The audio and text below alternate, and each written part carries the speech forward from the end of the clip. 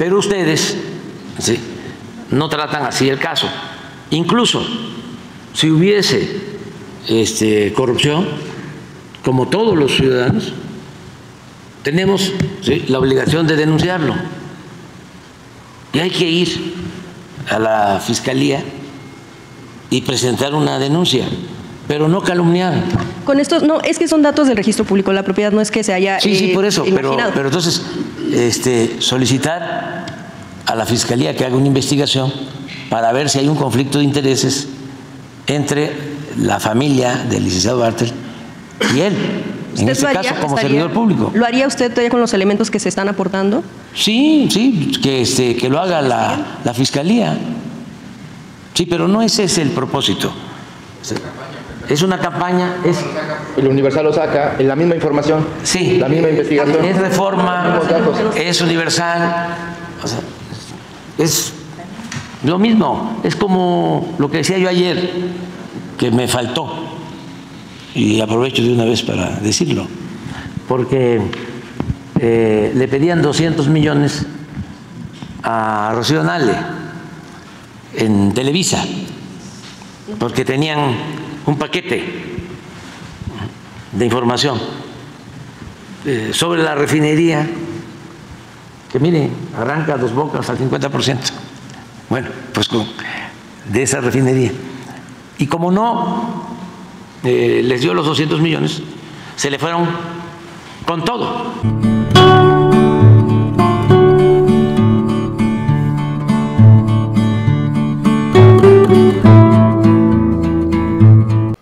Vamos a ir a esta conferencia de hoy, 6 de agosto del 2024. Hoy el presidente Andrés Manuel batea a la revista mafiosa, tendenciosa de Proceso.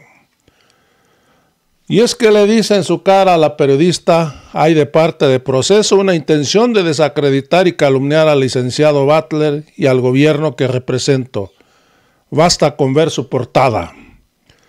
Da la impresión que el Tren Maya lo hicimos para favorecer a Manuel Bartlett.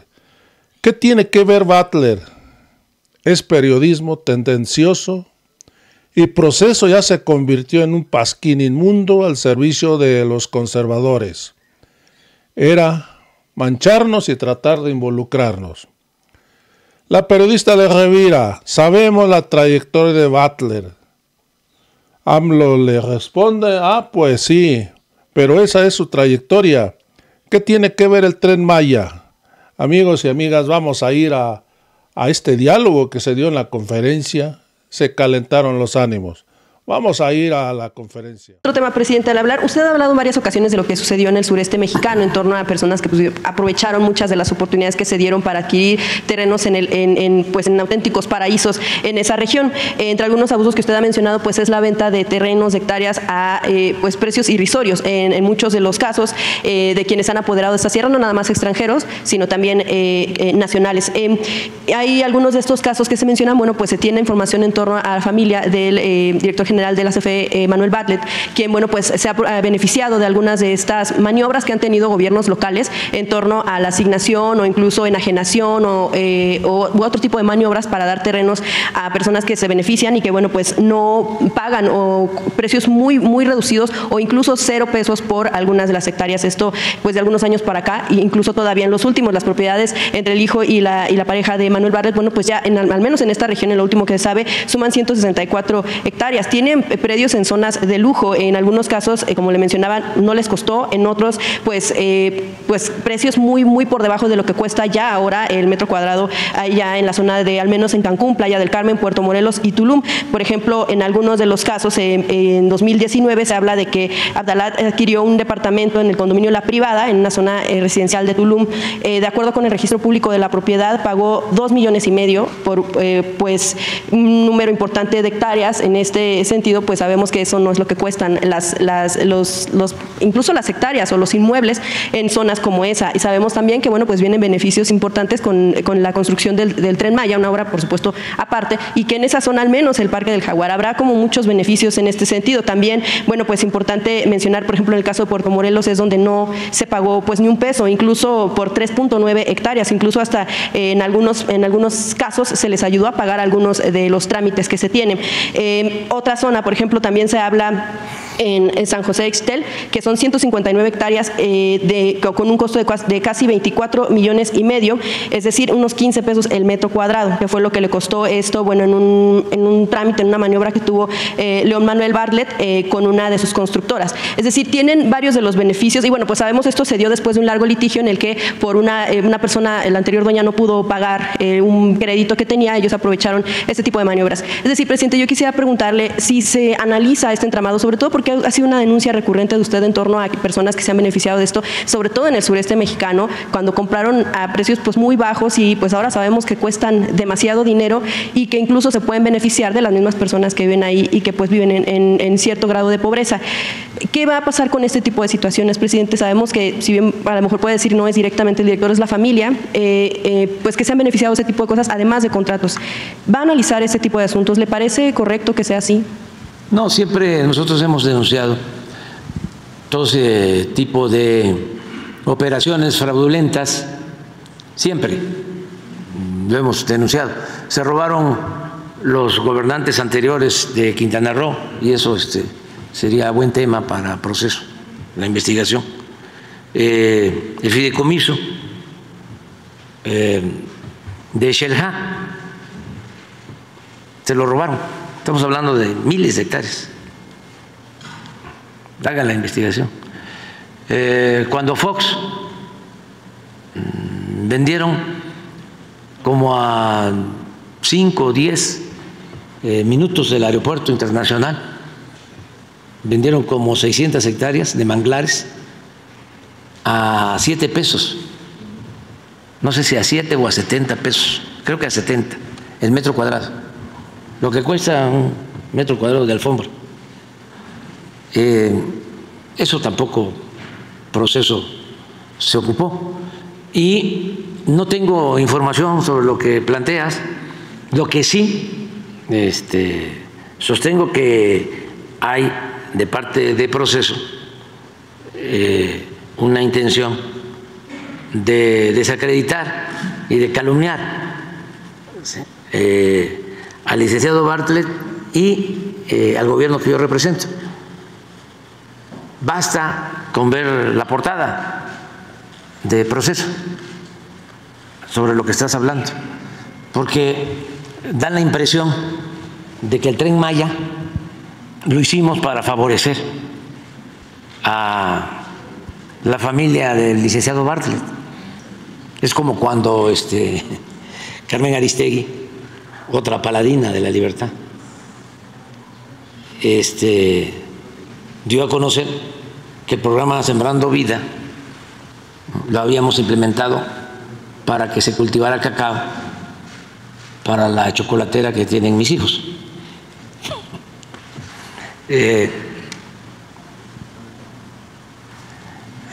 Aquí está el paraíso de los Bartlett en la ruta del Tren Maya. O sea, es como cuando este premio Nobel de periodismo, ¿no?, Tim Golden, pone en su portada, porque, a ver, ¿qué tiene que ver el Tren Maya? Bueno, pues… permíteme. Le quiero responder. Es periodismo tendencioso y es lamentable que el proceso ya se convirtió en un pasquín inmundo al servicio del conservadurismo. A ver si está las 8 columnas del periódico del New York Times, no, del otro, del Till Golden, cuando puso con signos de interrogación. A ver si la gente, porque ¿qué tiene que ver el Tren Maya? Se le pudo dejar el paraíso de los Bartlett en Cancún o en Quintana Roo, pero era mancharnos o tratar pues de involucrarnos, y ese es el periodismo mafioso del proceso, con todo respeto a don Julio. En realidad, Bartlett, lo que tiene información. ¿Qué tiene que ver Bartlett también? No es que como tal se haya hecho, por supuesto, el Tren Maya para favorecerlos, evidentemente no.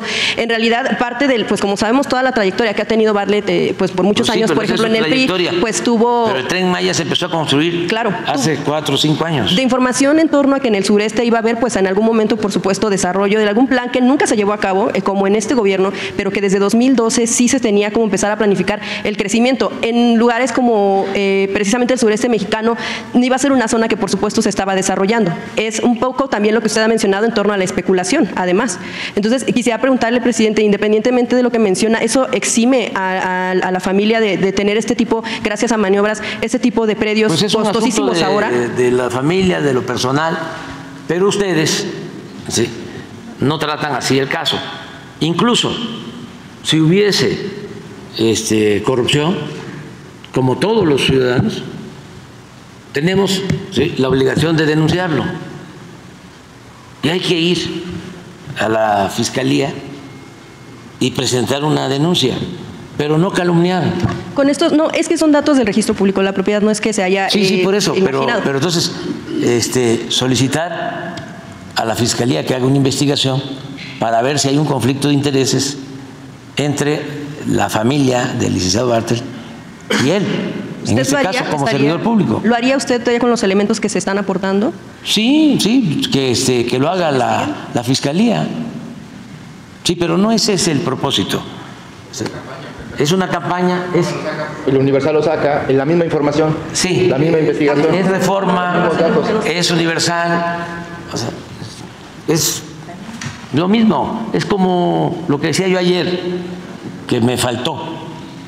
Y aprovecho de una vez para decirlo, porque le pedían 200 millones a Rocío Nale en Televisa, porque tenían un paquete de información sobre la refinería, que mire, arranca Dos Bocas al 50%. Bueno, pues de esa refinería. Y como no les dio los 200 millones, se le fueron con todo. Y hay constancia de lo que estoy diciendo, antes de la elección.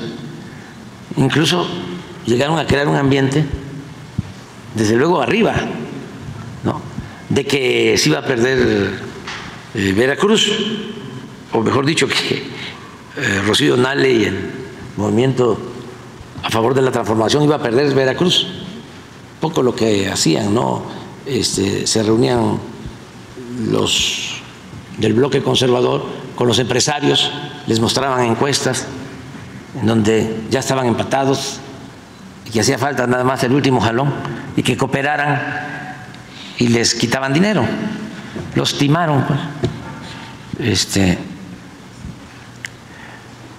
Que debería Claudio X González informar cuánto recibió,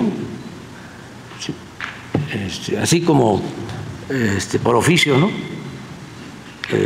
Se debe de pedir a la Fiscalía que aclare lo de la familia Bartlett con la información de ustedes. Así también por oficio, Claudio X González debería decir cuánto dinero recibió, de quién, para la campaña. Pero también el Universal, que eso es lo que se me pasó ayer. Nada más hablé de una televisora, pero el Universal participó también en la campaña en contra de Rocío Nale, y eran 8 columnas antes de las elecciones. A ver si encuentran una. Entonces ya basta de ese periodismo mafioso, calumniador, chantajista, un periodismo que actúa, ¿sí?, por consigna, que actúa de manera mercenaria. Aquí está, miren, el premio nacional, no, premio mundial del periodismo, premio Nobel, el Pulitzer, 2 veces. Fíjense cómo manejó su información.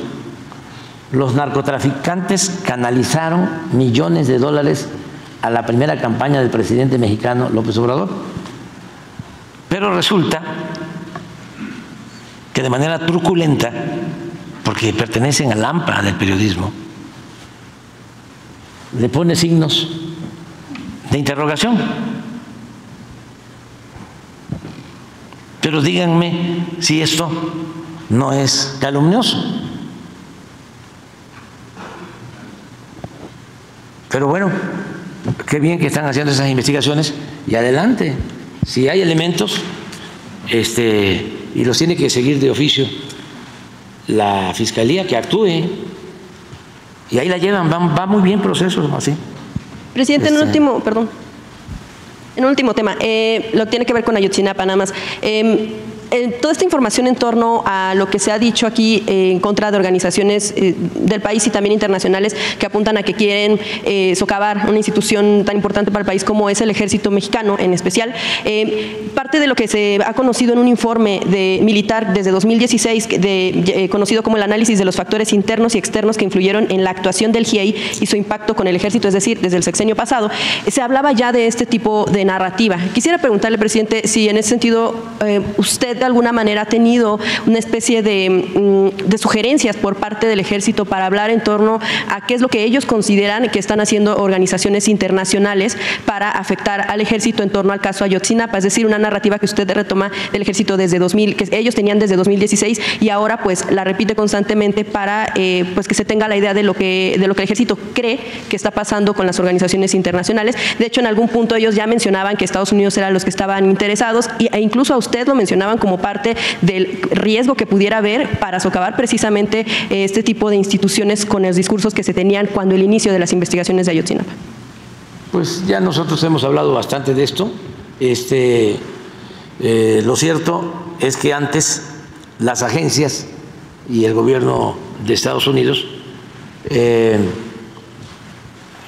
actuaban sin recato alguno en nuestro país.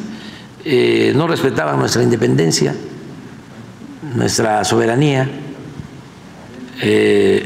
y nosotros lo que hemos planteado es cooperación, pero con respeto a la soberanía, y llegaron a sostener de que no confiaban en el Ejército. Y pues había injerencia de organismos internacionales en nuestro país y se puso orden en eso, básicamente. ¿Se sostiene aún con lo que pasó, por ejemplo, con la última captura? Pues claro que sí. México es un país independiente, soberano. No somos colonia de ningún país extranjero y estamos ayudando en el combate al narcotráfico porque somos vecinos, amigos y sobre todo por razones humanitarias, porque ellos tienen un problema grave. Yo les podría decir, podría sostener que ese es el principal problema de Estados Unidos. No fue lo que sucedió ayer o lo que pueda pasar con crisis económicas o financieras. Eso lo pueden superar relativamente fácil. Pero la crisis de consumo de droga en Estados Unidos es algo muy grave y ojalá lo atiendan y que no sea nada más un tema de campaña y mucho menos que sea tema de campaña para culparnos a nosotros. Pero sí vamos a seguir cooperando, trabajando de manera conjunta, pero con independencia y de acuerdo con nuestra política. Es lo mismo que sucede en materia de política económica. Nosotros ya no seguimos las recomendaciones del Fondo Monetario Internacional, ni nos imponen la agenda los organismos financieros internacionales, como era antes.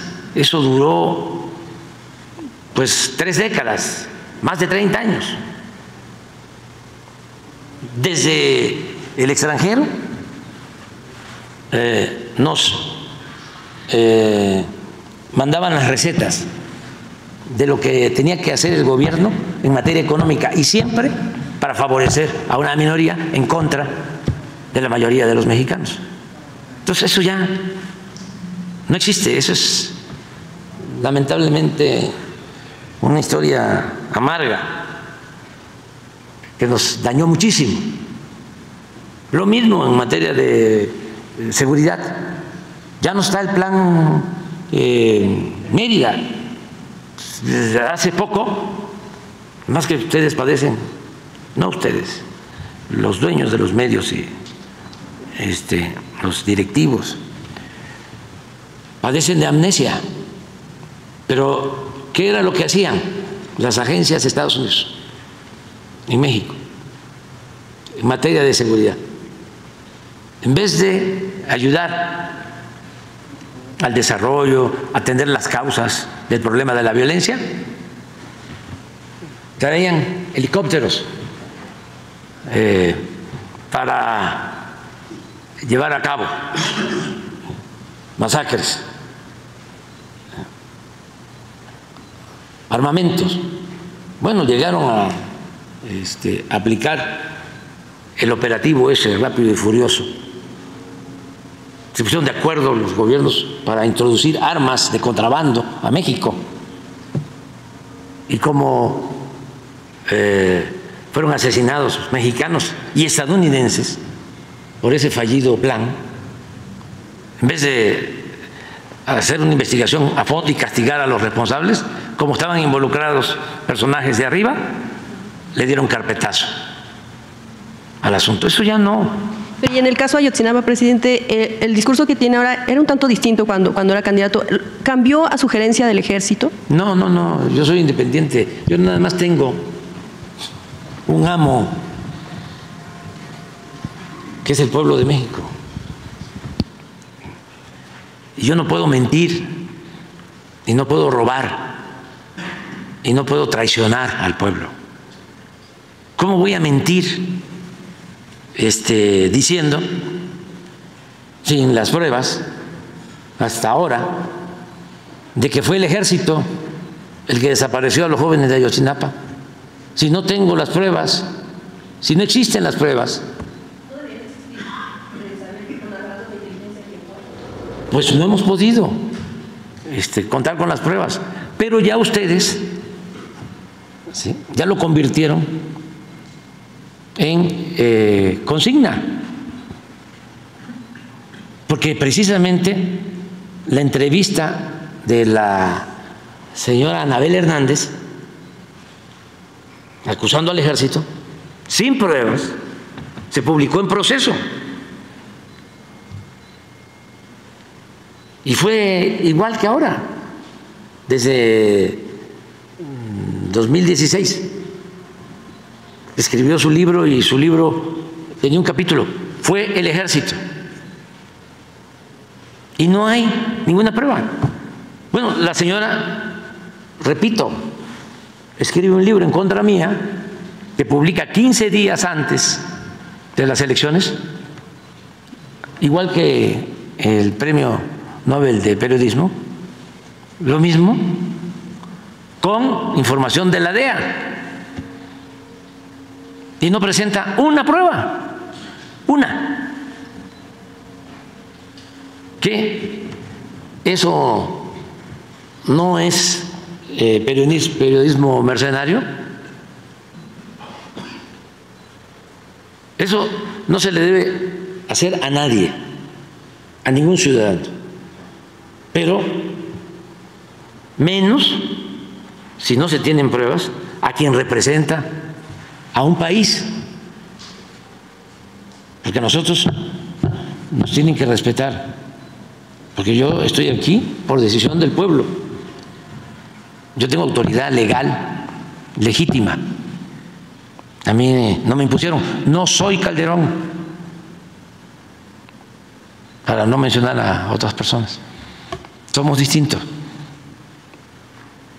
Entonces no puedo agachar la cabeza.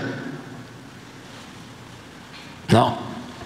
Entonces, sin ninguna prueba, la señora se atreve a decir que me dieron dinero para la campaña en el 2006. Y sale su libro, y no solo son las publicaciones de Tim Golden, son también publicaciones en el New York Times y millones de mensajes en las redes sociales, pagados, porque todo eso cuesta mucho dinero. Entonces ya basta de ese periodismo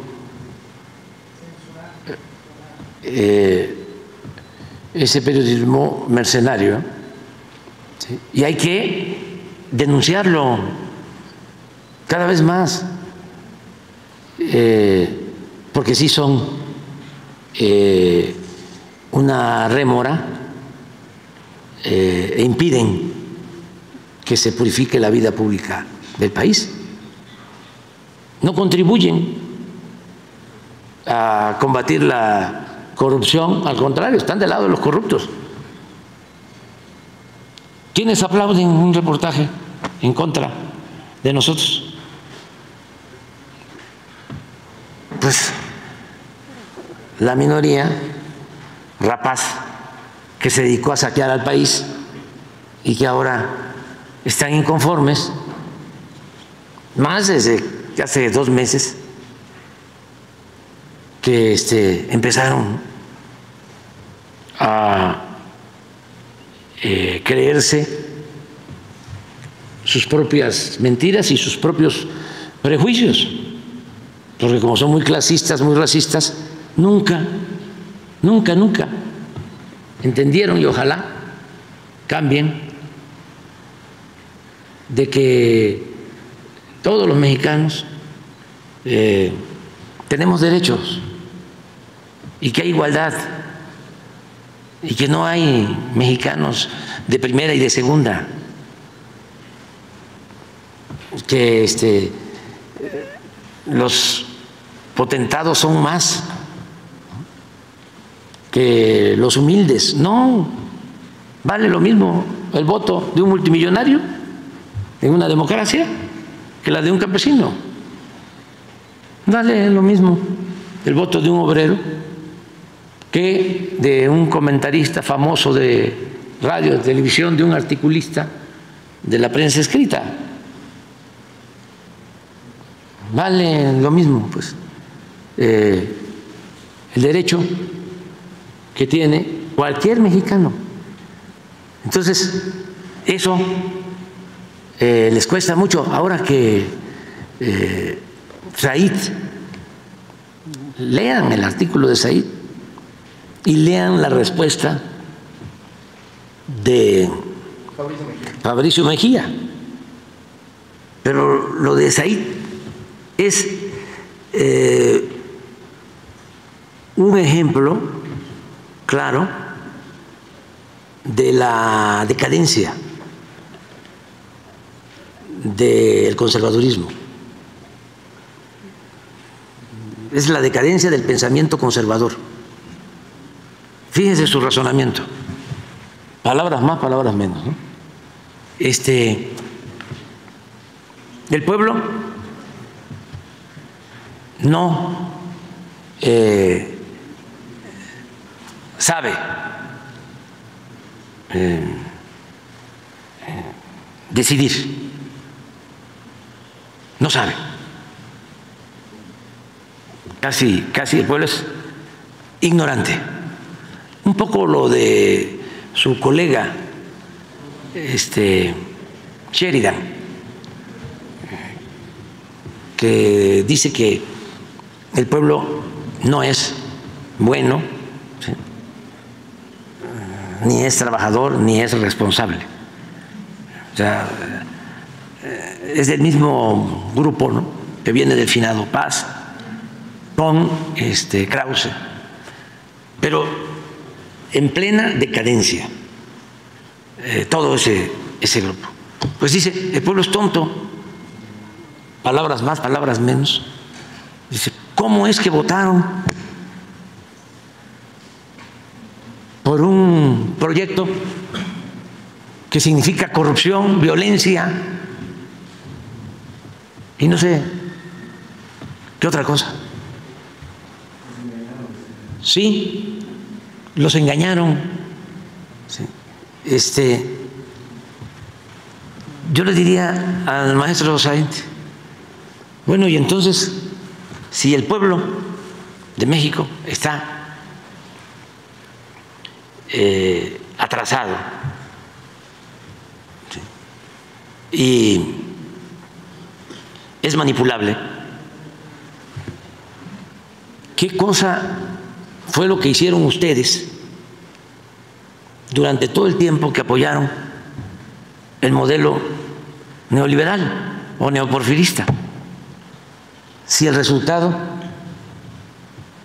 que deja ese modelo es un pueblo manipulable, una sociedad atrasada, ¿por qué no hacen la autocrítica? ¿De qué sirvió que Said apoyara a Fox y a Calderón y todas las privatizaciones, la modernidad, entre comillas, del periodo neoliberal, si el resultado es que millones de mexicanos son como niños?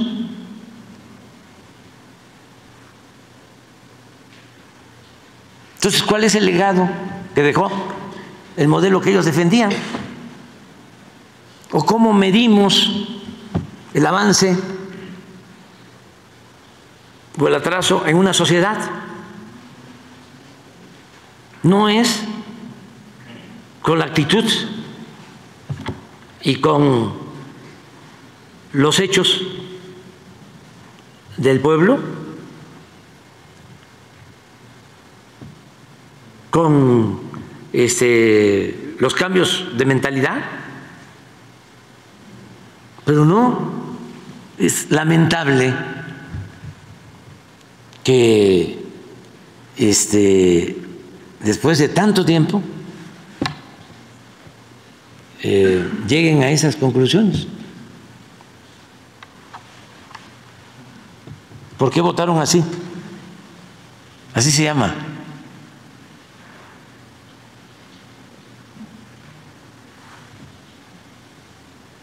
Y aquí explica, pero cualquier cosa. ¿Cuál?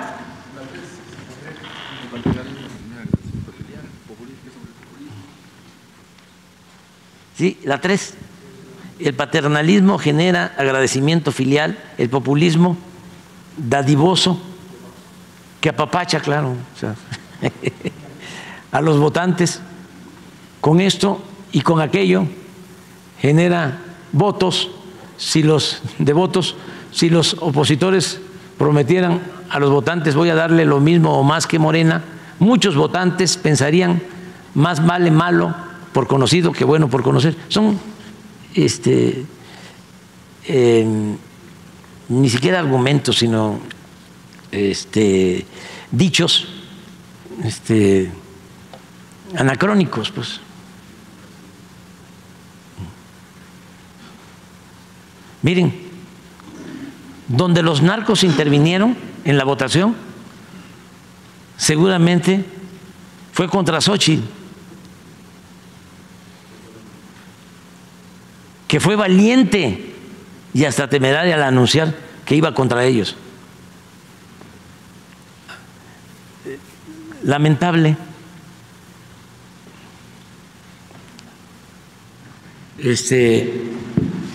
La decadencia del pensamiento conservador.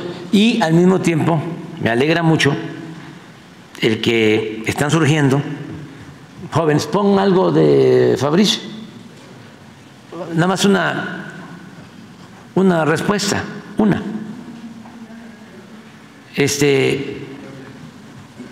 Pero no solo es Fabricio, están surgiendo muchos jóvenes, mujeres, jóvenes. Recuerdo que Ciro Gómez Leiva, para justificar, ¿no?, de que estábamos mal, y él queriendo ser objetivo, decía: nuestra generación ha resultado un fracaso, no ha aportado nada. Todavía hasta hace poco.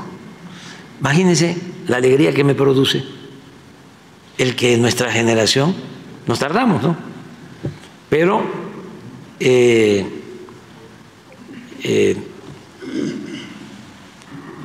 hayamos participado de nuestra generación a un cambio como no se veía en mucho tiempo. O sea, al final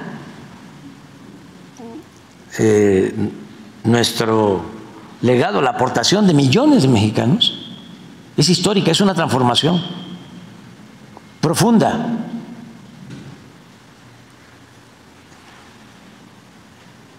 O sea que sí se pudo.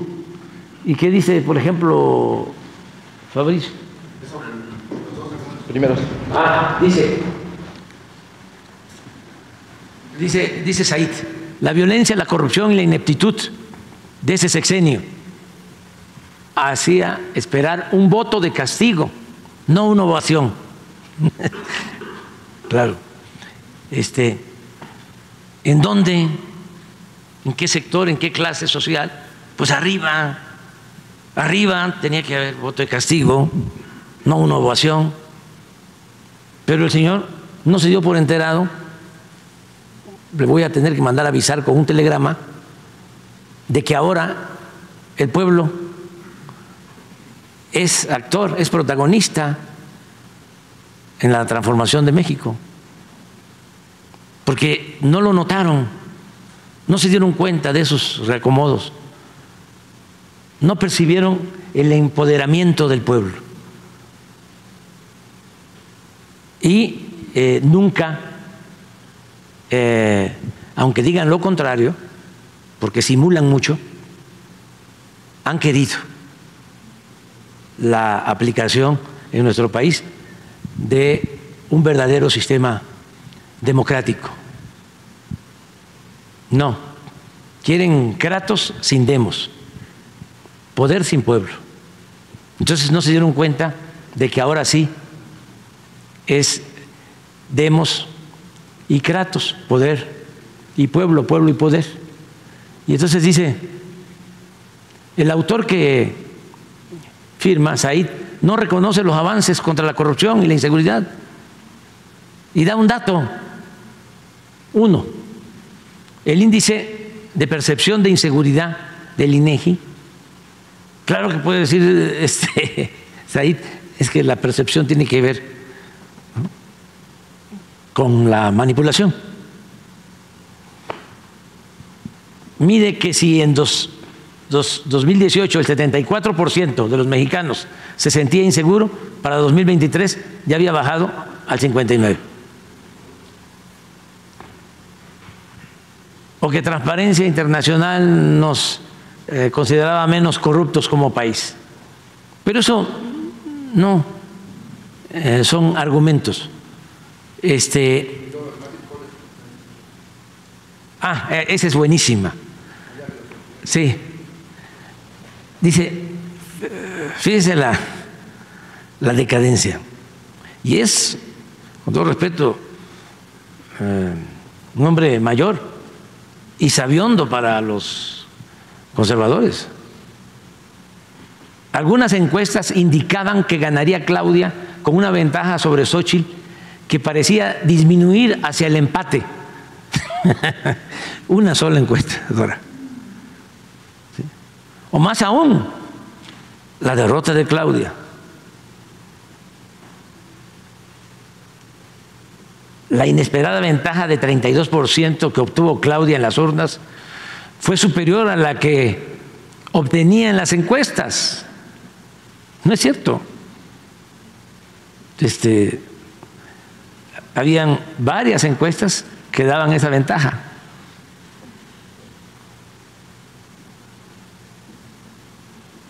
Es sorprendente.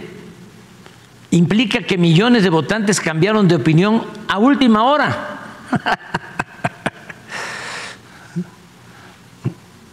No cometió ningún error garrafal Xóchitl en los últimos días.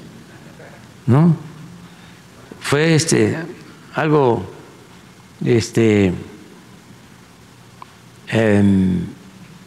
bastante parejo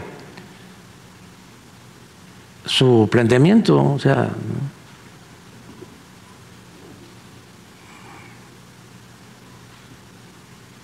o que a la hora, a última hora, o que muchos entrevistados ocultaron su preferencia por la candidata oficial. Sí, aquí dice Fabricio, aquí hay dos cosas que decir. Primero, ingeniero, que Said es ingeniero, como Krause. Su fuente solo puede ser Massive Caller, es encuestadora, porque jamás en ninguna encuesta seria hubo ningún empate entre Xóchitl y la actual presidenta de México.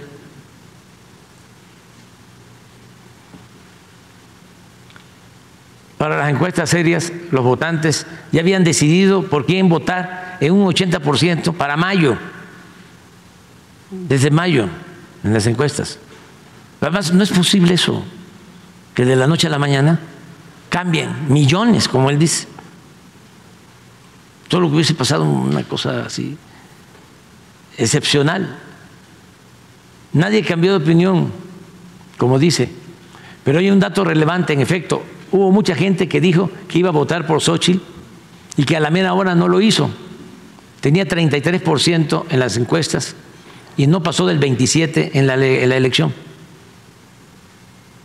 Quizás se debe a que existió mucha presión en ciertos ámbitos laborales para decir que no se iba a votar por el obradorismo. Sí, eso también existió. Trabajadores, me consta que en el 2006 los Coppel. ¿También ahora? Sí. Los empleados papeles que votaron por. Mandaron una carta a sus trabajadores diciéndole en el 2006, me consta, de que iba a ser una desgracia si ganábamos y que se iban a quedar sin trabajo o algo así. ¿Sí? ¿Y qué hizo la gente? Pues se quedó callada. Se le preguntaba, sí, por Xóchitl. Pero a la hora de la hora, pues el voto es libre, es secreto, y les dijeron, toma tu champotón. Precisamente por el ninguneo, el querer menospreciar al pueblo. Pues eso es lo que está pasando. Adelante.